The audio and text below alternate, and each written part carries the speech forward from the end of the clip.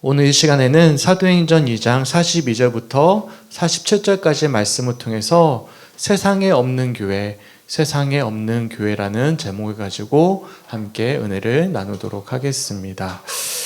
다들 아시다시피 우리 교회의 표어죠. 그리고 표어의 핵심되는 구절입니다. 10년 동안 바뀌지 않았던 표어이고 올해만 특별하게 또 다른 표어인 믿음의 터 위에 굳게 서라.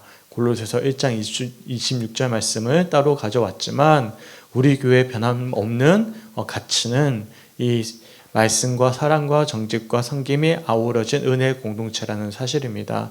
그래서 제가 당회를 하거나 구역회를 할 때마다 항상 똑같은 말씀을 반복해서 이렇게 나누고 있습니다.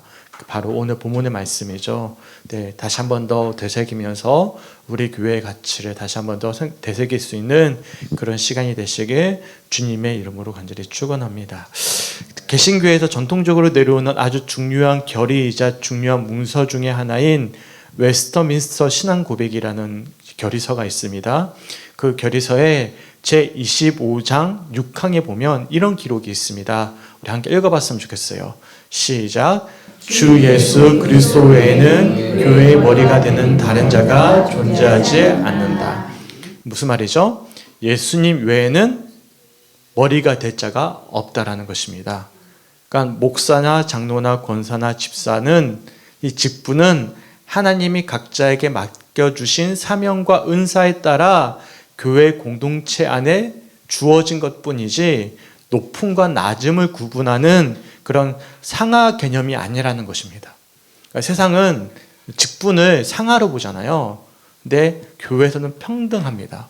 이 사실을 우리가 기억해야 돼요. 우리 외에 누구만 계시는 거예요? 예수님만 계십니다. 목사라고 위에 있고 성도라고 밑에 있는 게 아니에요. 그러니까 목사라고 대접받길 원하면 그거는 사실 목사로서의 자격이 없는 거예요. 전도사라고 대접받기 원하면 전도사로서의 자격이 없는 거예요. 장로라고 어깨에 세우기 시작하면 그때부터 장로로서의 자격이 없는 거예요. 왜 그럴까요? 직분은 도리어 섬기라고 주시는 것이기 때문에 그렇습니다.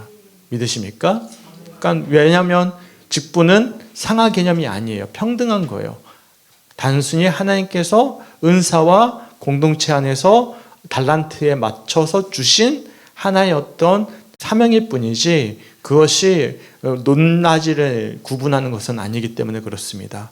곧 우리들은 대제사장이 되시는 예수 그리스도 앞에 모두 다 평등한 한 명의 성도일 뿐입니다. 목사도 성도고 우리 장로님도 성도고 권사님도 성도고 집사님도 성도고 우리 최한도 성도님도 성도예요.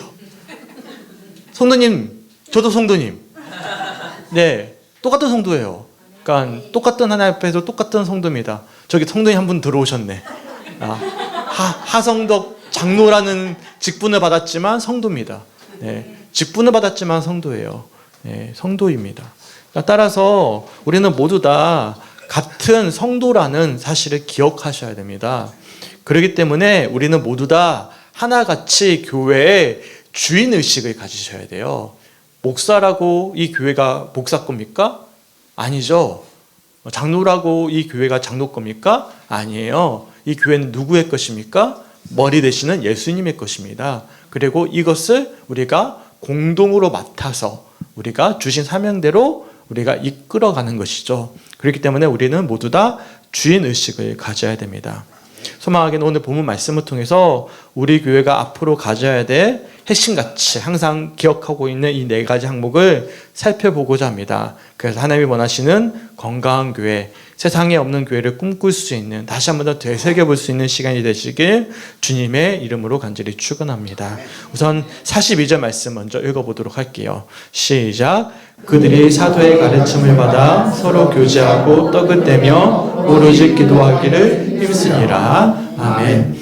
예수 그리스도를 따르기로 결단했던 많은 사람들이 처음으로 한 것은 무엇이었냐면 사도들의 가르침을 받은 것입니다. 그러니까 사도들은 무엇을 가르쳐 주었을까요? 당연히 4년 동안 예수님과 동행했기 때문에 예수님께 들었던 말씀을 가르쳐 주었을 것입니다. 뿐만 아니라 이어지는 43절 말씀을 보시면 사도들이요 많은 표적과 기사들이 나타났다라고 말씀하고 있어요. 그러니까 초대교인들에게 사도들의 가르침, 그리고 그 가르침들을 통해 나타난 표적과 기사들이 이제 성도들이 배움의 첫 번째 어떤 중요한 목적이었음을 우리들이 알 수가 있는 것입니다. 그러니까 초대교회의 기초는 어디서부터 시작된 것입니까? 바로 말씀을 배움으로부터 시작이 되어졌음을 우리들이 알 수가 있는 것입니다. 그래서 우리 교회의 첫 번째 가치가 무엇입니까? 따라해볼까요? 말씀. 무엇보다도 중요한 것은 말씀입니다. 말씀이 기초가 되어야 돼요. 그러니까 교회를 오래 다녀도 말씀 모르는 분들 계셔요, 안 계셔요? 너무 많아요. 한국 교회의 문제는 말씀을 잘 모른다라는 것입니다. 소망하기는 올 한 해 우리가 말씀을 좀 더 깊이 배워가는 그런 시간이 되었으면 좋겠습니다.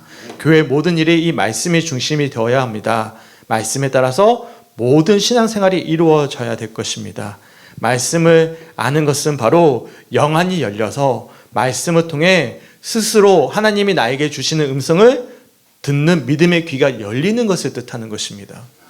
그러니까 지성적으로만 이해하는 것이 아니죠. 주일날 목사의 설교만 듣고 그치는 것이 아니라 날마다의 말씀을 내가 묵상하면서 하나님의 음성을 분별하여 살아내는 삶, 이것이 바로 말씀으로 살아가는 삶입니다. 그래서 우리 교회는 두 가지로 훈련하고 있잖아요. 리딩 지저스를 통해서 말씀 통독을 하고 있고 생명의 삶을 통해서 말씀 묵상을 하고 있는데 다시 한 번 더 반복해서 훈련을 할 거예요. 2월부터 리딩 지저스를 가지고 다시 한 번 더 공부를 하고 또한 묵상 훈련을 다시 한 번 더 하면서 습관이 아직 다 자리 안 잡으셨어요. 왜냐하면 아직 생명의 삶이 3권이나 남아있네. 아직 습관이 안 잡아진 거예요. 그러니까 이런 습관을 계속 우리가 잡아가는 훈련을 하도록 하겠습니다. 우리 교회는 오직 말씀이 중심이 되는 교회가 될 수 있도록 우리가 열심을 다할 수 있는 우리 성주교회가 되었으면 좋겠습니다. 그럼 이 말씀으로 우리가 가르침을 받으면 그 마음 가운데 뭐가 심겨질까요? 예수 그리스도의 마음이 심겨지겠죠. 말씀에는 뭐가 담겨져 있죠? 예수님이 담겨져 있으니까. 예수님은 어떤 분이시죠? 예수 이꼴 뭐죠? 사랑이잖아요. 사랑이에요. 복음의 핵심이 뭡니까? 사랑입니다. 우리 이어지는 44절과 45절 말씀 함께 읽어볼까요? 시작. 믿는 사람이 다 함께 있어 모든 물건을 서로 통용하고 또 재산과 소유를 팔아 각 사람의 필요를 따라 나눠주며 사랑하는 마음으로 각자의 필요를 채워주고 섬겨주었다라고 말씀하고 있습니다. 성별도 다르고 나이도 다르고 삶의 모습도 다르고 다 다른데 그들이 사랑 안에서 서로가 서로를 아껴주었다라는 것입니다. 뭐 때문에 가능한 거예요? 말씀으로 인하여 그들이 예수를 정말로 알았고 예수 안에서 예수의 마음을 닮아갔기 때문입니다. 예수는 이꼴 사랑이기 때문에 그 사랑의 마음을 그들이 이어받았기 때문에 그렇습니다. 그렇기 때문에 우리 교회의 두 번째 가치가 되어져야 될 것은 말씀을 배운 사람들은 반드시 나타나는 역사가 있습니다. 그게 없으면 말씀 헛배운 거예요. 우리 삶 속에서 이게 없어요. 그러면 우리는 지금까지 말씀을 제대로 안 배운 겁니다. 무엇일까요? 바로 따라볼까요? 사랑. 그러니까 말씀을 제대로 듣는 사람, 말씀을 제대로 배운 사람은 예수님의 마음을 가질 수밖에 없고 예수님의 마음을 가진 사람은 사랑의 마음, 긍휼의 마음을 가질 수밖에 없어요. 당연히 모든 사람 어떻게 사랑합니까? 저도 미운 사람이 있을까요? 없을까요? 있죠. 있는데 있음에도 불구하고 그 마음을 긍휼의 마음으로 바꿔주셔요. 아이 배차수 권사님 하다가도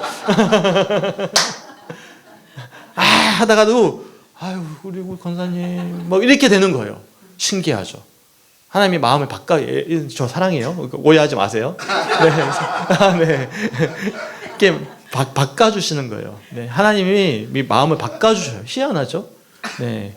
긍휼의 마음을 바꿔주시는 거예요. 미운 사람도 싫은 사람도 마음을 바꿔주시는 거죠. 예수의 마음으로 바꿔주시는 거예요.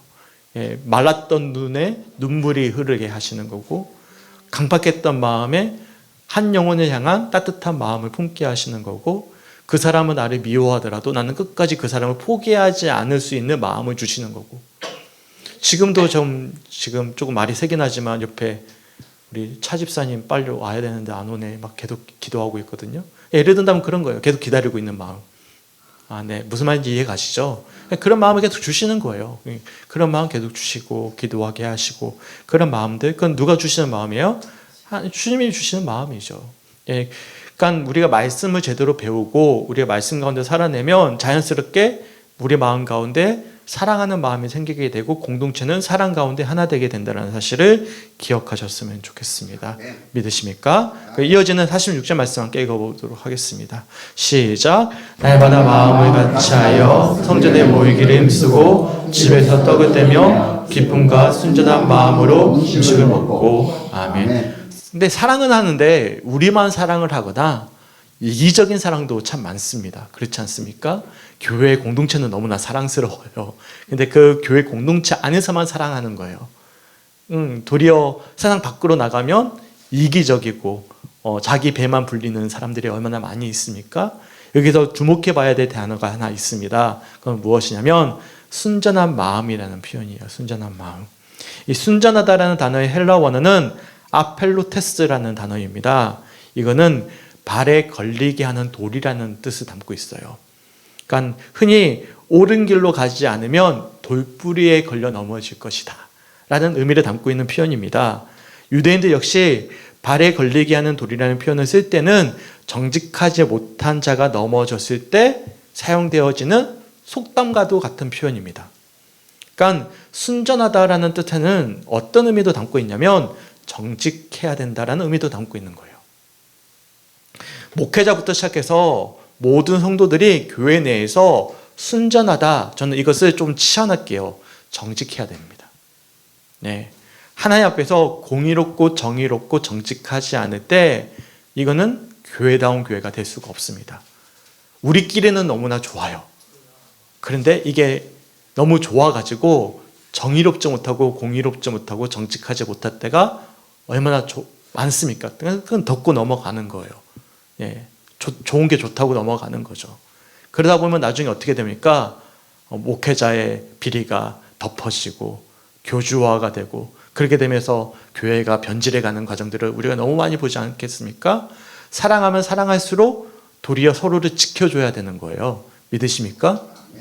아멘 없으셔요? 네, 아멘 하셔야 돼요. 예, 서로가 서로를 지켜줘야 되는 거예요. 예, 서로 정직할 수 있도록. 이게 정말 중요한 가치라고 저는 생각을 합니다. 그래서 우리 교회 세 번째 가치는 뭐냐면 따라해볼까요? 정직. 예, 정직입니다. 말씀 있고 사랑이 있어도 정직하지 않으면 교회는 분열합니다. 네, 정직, 분열합니다. 마귀의 튼 바구니 안에서 노란하기 시작합니다. 기억하십시오. 말씀이 중심이 되어 예수의 사랑을 나누어 정직한 마음을 가지셔야 됩니다. 그리고 마지막으로 교회는 단순히 우리 성도들만 구원받는 곳이 아니라는 사실 기억하셔야 돼요. 다른 말로 표현하면 나만 구원받고 나만 천국 가면 만사 오케이가 되는 곳이 아니라는 것이죠. 우리 47절 말씀 함께 읽어보도록 하겠습니다. 시작. 하나님을 찬미하며 또 온 백성에게 칭송을 받으니 주께서 구원받는 사람들을 날마다 더하게 하시니라. 아멘. 여기서 우리가 꼭 소망해야 될 표현이 하나 있습니다. 그거는 온 백성에게 칭송을 받았다라는 표현입니다. 초대교회가 온 백성에게 칭송을 왜 받았을까요? 45절 말씀과 같이 각 사람의 필요를 따라 나눠주는 섬김이 있었기 때문입니다. 사실 제가 10년 동안 사역하면서 가장 힘들었고 잘 안 됐던 부분이 사실 이 부분이라고 생각을 해요. 그러니까 선교는 가능했는데 지역사회에 섬기는 것은 참 어려웠습니다. 이거는 한계가 저는 뚜렷했어요. 저 스스로는 잘 안 되더라고요. 우리 교회의 재정적인 한계도 있었고 저에게 모든 것들이 다 맡겨진 책임감도 너무 가중되었고 그러니까 그러더라고요. 목사님 우리가 섬김을 많이 했으면 좋겠습니다라고 바라는 건 많은데 실천으로는 이어지지 않는 경우들이 너무나 많았어요. 이거는 저에게만 부담을 주셔서는 안 돼요. 같이 하셔야 되는 문제입니다. 그러니까 정말 이거는 같이 우리가 함께 꿈꾸고 그려야 되는 문제라고 생각을 합니다. 믿으십니까? 그래서 네 번째 가치는 무엇이냐면 바로 따라해볼까요? 섬김. 이것은 재정도 바탕이 되어져야 되고 인적 자원도 바탕이 되어져야 되고 한 마음이 되어져야만 할 수 있는 일이라고 생각을 합니다. 그러니까 우리가 어떤 방향으로 어떻게 섬길까에 대해서는 일단 우리 교회의 생존이 우선이었고, 이제 앞으로는 어떻게 우리가 이것을 나아가야 될까에 대한 방향성 중에 하나를 제가 어떻게 잡았냐면 다문화 사역을 잡았던 거예요. 네, 무슨 말씀인지 이해 가십니까? 다문화 사역을 하나의 방향성을 하나 잡았던 거예요. 이것을 확장시키면서 또 다른 방향성을 또 잡아가려고 하는 거예요. 그러니까 우리가 할 수 있는 영역 안에서 섬김의 사역을 확장해 갈 수 있는 우리 성죽교회가 되었으면 좋겠습니다. 그래서 우리 성죽교회가 말씀과 사랑과 정직과 섬김이 아우러진 은혜의 공동체가 될 수 있게 주님의 이름으로 간절히 축원합니다. 이런 교회에 누가 역사하실까요? 하나님이 역사하시죠. 우리 47절 말씀 함께 읽어보겠습니다. 시작. 하나님을 찬미하며 또 온 백성에게 칭송을 받으니 주께서 구원받는 사람을 날마다 더하게 하시니라. 아멘. 뭐라 말씀하시죠? 주께서 구원받는 사람을 날마다 더하게 하셨다라고 표현합니다. 그 말씀과 사랑과 정직과 섬김으로 주님 앞에 우리가 서게 되었을 때 그 교회에 역사하시는 분은 우리들의 노력이 아니라 하나님의 인도하신 가운데 이루어진 하나님의 역사라는 사실 기억하셨으면 좋겠습니다. 우리가 어떻게 나간다고요? 올 한 해도 큰 표현 하나 있습니다. 이 교회 자체의 표입니다. 믿음의 터 위에 굳게 서라. 이건 우리 교회의 표입니다. 근데 우리 교회의 정체성은 변함이 없어요. 그건 뭐냐면 따라해볼까요? 말씀과 사랑과 정직과 성금이 아우러진 은혜의 공동체. 시작. 네, 이거는 바뀜이 없습니다. 바뀜이 없어요. 이거는 쭉 가는 거예요. 이러한 성죽교회가 될 때 세상에 없는 교회가 될 것입니다. 이 비전을 가지고 나아가요. 우리 성죽교회 2025년이 되길 주님의 이름으로 간절히 축원합니다. 아멘. 우리 함께 기도하겠습니다.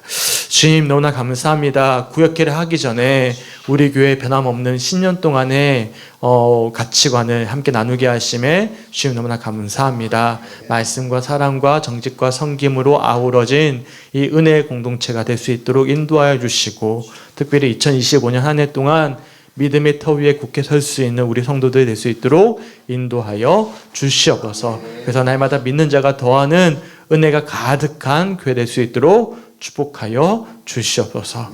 감사드리며 우리를 사랑하시는 예수님의 이름으로 간절히 기도드렸습니다. 아멘.